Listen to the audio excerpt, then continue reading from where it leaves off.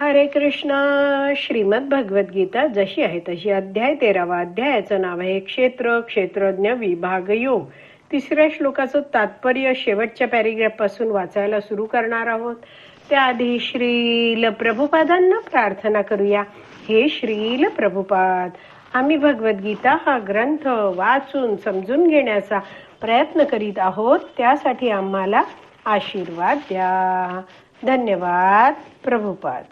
या अध्यायामध्ये सांगितले जाईल की 2 क्षेत्रज्ञांपैकी एक च्युत, ज्याचे पतन होऊ शकते, आणि दुसरा अच्युत, ज्याचे कधीही पतन होत नाही.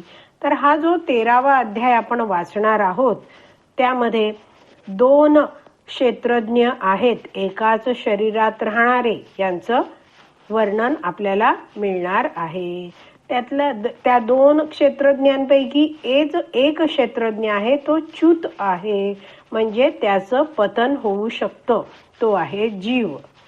दुसरा क्षेत्रज्ञ आहे, तो आहे अच्युत, ज्याचं कधीही पतन होत नाही, तो आहे परमात्मा. तर या विषयाबद्दल या अध्यायात चर्चा होणार आहे. पुढे वाचते आहे, एक श्रेष्ठ आहे तर दुसरा गौण आहे.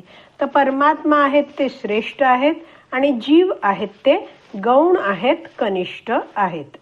दोन्ही क्षेत्रज्ञ एक समानच आहेत असे जो म्हणतो, तो भगवंतांच्या कथनाचा विरोध करतो. कारण या ठिकाणी भगवंत स्पष्टपणे म्हणतात की मी सुद्धा क्षेत्रज्ञ आहे. तर व्यक्ती म्हणतो आहे की दोन्ही क्षेत्रज्ञ एक समान आहेत, तर हे काय आहे, चुकीचं आहे. तर याविषयी वैष्णवाचार्य समजवतात. तर काही लोकांचं म्हणणं असतं या 13.3 या श्लोकाबद्दल. ते या श्लोकाचा अर्थ सांगतात की भगवंत इथे म्हणतात की मी सुद्धा जीव आहे. म्हणजे ते लोक म्हणत आहेत की दोन्ही जी क्षेत्रज्ञ सांगितली आहेत ती एकच समान आहेत. दोन्ही क्षेत्रज्ञ जीवात्माच आहेत. जीव आणि परमात्मा हे एक समान आहेत असं लोक मानतात. तर असे लोक आहेत ते भगवंतांच्या कथनाचा विरोध करत आहेत. का बरं? कारण भगवंत कसे आहेत? भगवंत तर सर्वव्यापी आहेत, परमात्मा आहेत, सर्वज्ञ आहेत. भगवंत प्रत्येकाच्या हृदयात परमात्मा रूपात उपस्थित आहेत. आणि जीव आहे तो या भौतिक जगतात राहतो. भौतिक शक्तीने, या भौतिक शक्तीच्या 3 गुणांनी जीव आहे तो प्रभावित होतो. आणि म्हणून जीवाला च्युत म्हणतात, म्हणजे पतन पावू शकणारा. पण भगवंत मात्र कायम अच्युत आहेत. ते दिव्य स्तरावरच नेहमी राहतात. भौतिक प्रकृतीच्या 3 गुणांनी ते कधीच प्रभावित होत नाहीत. तर अशा प्रकारच्या या सगळ्या उदाहरणावरून आपण जाणू शकतो की भगवंत आहेत ते श्रेष्ठ आहेत, आणि जीव आहे तो कनिष्ठ आहे, गौण आहे.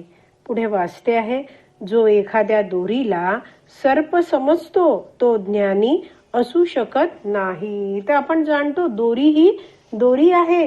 दोरी म्हणजे सर्प नव्हे. पण जर एखादा व्यक्ती दोरीला सर्प समजायला लागला तर त्याला त्या दोरीविषयी योग्य ते ज्ञान नाहीये. म्हणजेच तो व्यक्ती आहे तो ज्ञानी नाहीये त्या विषयामध्ये. तसंच जीव हा भौतिक शरीरात म्हणजेच क्षेत्रात राहून त्या शरीराचे सुख दुःख अनुभवत असतो, आणि म्हणून जीवाला क्षेत्रज्ञ म्हटलं जातं, क्षेत्राचा ज्ञाता. तर असे अनेक सारे जीव आहेत, आणि प्रत्येक जीवाने एक वेगवेगळं शरीर धारण केलेलं आहे. म्हणजेच प्रत्येक जीवाचं एक कार्यक्षेत्र आहे. पण भगवान श्रीकृष्ण या 3ऱ्या श्लोकात स्वतःविषयी माहिती देताना म्हणतात की मी या सर्व शरीरामधला एक क्षेत्रज्ञ आहे, जो मी त्या सर्व शरीरांमध्ये परमात्मा रूपात राहतो. तर असा जो मी आहे तो या सर्व शरीरांना म्हणजेच सर्व क्षेत्रांना जाणतो, आणि मी त्या शरीरांना जाणणाऱ्या म्हणजेच त्या शरीरात राहणाऱ्या जीवात्म्यांना देखील जाणतो. तर मी सुद्धा क्षेत्रज्ञ आहे असं भगवंत सांगत आहेत. पण जर एखादा व्यक्ती म्हणतोय की जीव आणि परमात्मा हे दोन्ही एक समान आहेत, तर त्या व्यक्तीला योग्य ज्ञान नाहीये, तो अज्ञानी आहे, आपण हे जाणावं. पुढे वाचते आहे, विविध प्रकारचे देह आहेत आणि विविध प्रकारचे देहांचे मालक आहेत. प्रत्येक जीवाला भौतिक प्रकृतीवर प्रभुत्व गाजवण्यासाठी स्वतःची अशी क्षमता असल्यामुळे निरनिराळ्या प्रकारची शरीरे आहेत. परंतु त्या शरीरांमध्ये भगवंतही नियंता म्हणून उपस्थित आहेत. तर इथे म्हटलं आहे की विविध प्रकारचे देह आहेत आणि विविध प्रकारचे देहांचे मालक आहेत. म्हणजे प्रत्येक शरीर, ज्याला देह क्षेत्र म्हटलं जातं, तर प्रत्येक शरीर वेगळं आहे आणि त्या शरीराचा मालक जीव आहे, तो सुद्धा वेगळा आहे, एवढं कळलं. आणि प्रत्येक जीवाला भौतिक प्रकृतीवर प्रभुत्व गाजवायचं असतं, तर त्याची जशी क्षमता आहे तसं त्याला शरीर दिलं जातं.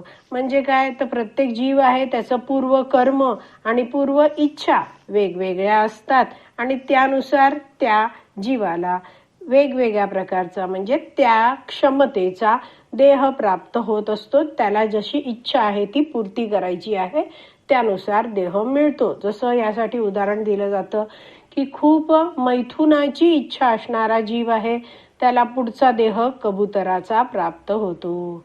ज्याला खूप मांसाहार करण्याची इच्छा आहे, त्याला पुढचा देह वाघ, सिंह अशा प्राण्यांचा मिळतो.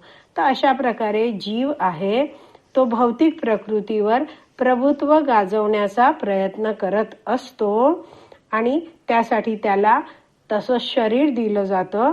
पण आपण जाणलं पाहिजे की त्या सगळ्या शरीरांमध्ये भगवंतही नियंता म्हणून उपस्थित असतात. पुढे वाचते आहे, च हा शब्द महत्वपूर्ण आहे. तर हा शब्द आपण तिसऱ्या श्लोकाच्या पहिल्या ओळीत अगदी सुरुवातीलाच बघतोय आहे बघा, क्षेत्रज्ञम च अपि. तर च याविषयी श्रील प्रभुपाद लिहितायत, ते वाचते आहे. च हा शब्द महत्वपूर्ण आहे कारण हा शब्द जो आहे तो सर्व प्रकारची शरीरे दर्शवितो.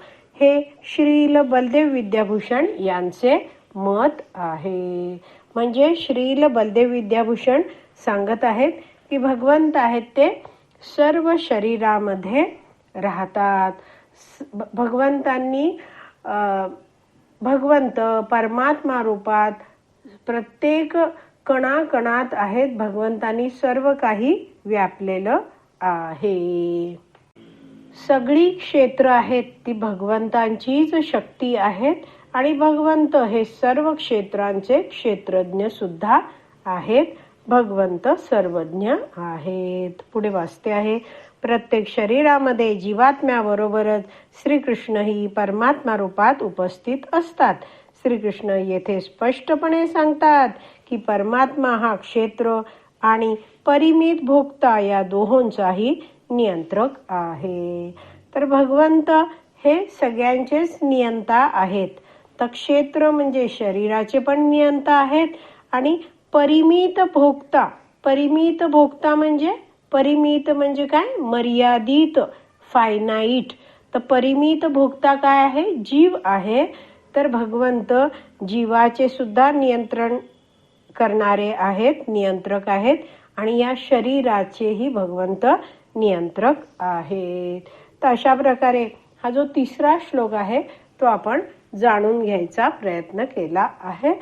आज आपली विराम द्यायची वेळ झाली आहे. आज आपण इथेच विराम देऊया.